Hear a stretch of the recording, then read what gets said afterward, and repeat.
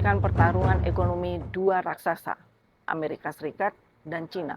Bukan sekedar soal angka ekspor dan impor. Ini adalah pertarungan pengaruh global, gengsi, dan kekuatan ekonomi dua negara raksasa.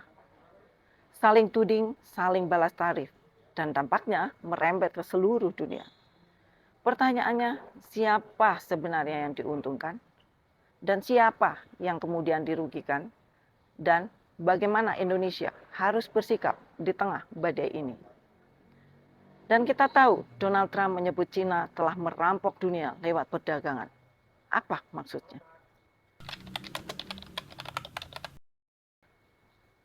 Ketidakseimbangan perdagangan yang terjadi membuat Donald Trump menuduh Cina merampok Amerika karena terus-menerus mencetak surplus besar dalam perdagangan.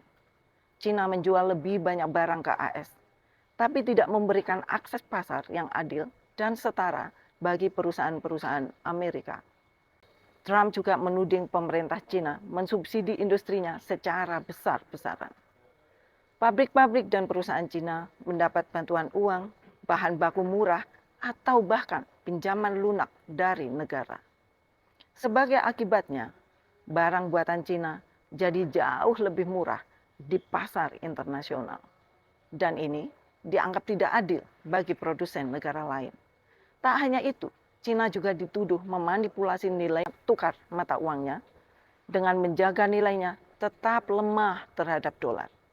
Sebagai efeknya, barang ekspor Cina makin murah di luar negeri, sementara barang asing makin mahal di Cina. Neraca perdagangan pun akhirnya makin timpang. Trump juga menuduh Cina mencuri kekayaan intelektual. Dari peretasan cyber terhadap perusahaan teknologi Amerika hingga kebijakan yang mewajibkan perusahaan asing berbagi teknologi dengan mitra lokal untuk supaya mereka bisa beroperasi di Cina. Dan sebagai hasilnya, teknologi di Amerika bisa ditiru, kemudian diproduksi massal, bahkan dijual kembali ke pasar global dengan harga yang jauh lebih murah. Cina menolak tunduk pada tekanan sepihak. Bagi mereka, ini bukan soal bisnis, tapi soal harga diri nasional. Mereka menganggap Trump tidak menghormati diplomasi sejajar. Dan jika Cina menyerah, negara lain bisa ikut menekan. Cina ingin menjaga kedaulatan, harga diri, dan kekuatan ekonominya. Dan mereka percaya mereka cukup kuat untuk bertahan. Bahkan memperluas pasar ke Asia, Afrika, dan Amerika Latin. Terus apa sebenarnya untung rugi bagi Amerika Serikat dan Cina? Buat Amerika Serikat akan terjadi reshoring. Pabrik seperti Apple, Intel, Tesla akan kembali produksi di Amerika Serikat. Tetapi sebagai impact negatifnya adalah barang-barang impor akan naik. Petani dan eksportir merugi, rantai pasok pun akan terganggu. Terus gimana untuk Cina? Cina akan memperoleh keuntungan dengan adanya inovasi dan swasembada teknologi yang dipercepat. Tetapi dia juga akan menanggung hal-hal negatif seperti ekspor Cina yang akan menurun drastis. Cina juga akan menanggung kerugian di mana ekspor ke Amerika Serikat akan menurun drastis. Dengan tarif 245%, banyak produk terhambat, pabrik harus mengurangi produksi, dan bahkan kemungkinan bisa tutup. Bagaimana dampak bagi Indonesia? Tentu saja Indonesia memiliki peluang. Indonesia bisa menjadi alternatif sumber barang bagi Amerika Serikat dan akan mampu menarik relokasi pabrik dari Cina. Investasi juga akan masuk semakin terbuka. Sebagai tantangannya, gejolak global akan menekan ekspor kita dan dana asing bisa keluar sewaktu-waktu.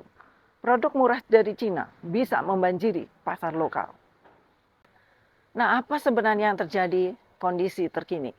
AS menaikkan tarif hingga 245% untuk barang dari Cina, dan Cina sempat membalas 125%, tapi kemudian menahan diri.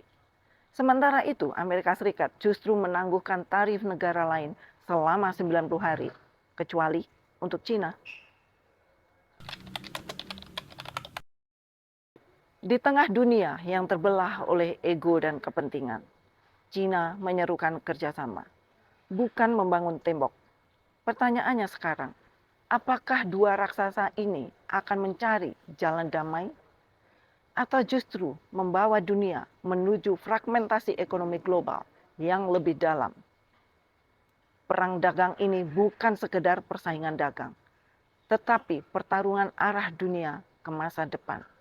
Dan buat Indonesia, tentu saja kita tidak bisa hanya menjadi penonton. Kita harus lincah membaca peluang dan berani memperkuat industri dalam negeri, serta cerdas melindungi pasar lokal. Jika tidak, kita hanya akan menjadi medan tempur tanpa pelindung. Di era penuh konflik ini, diam bukan netral, diam adalah kalah.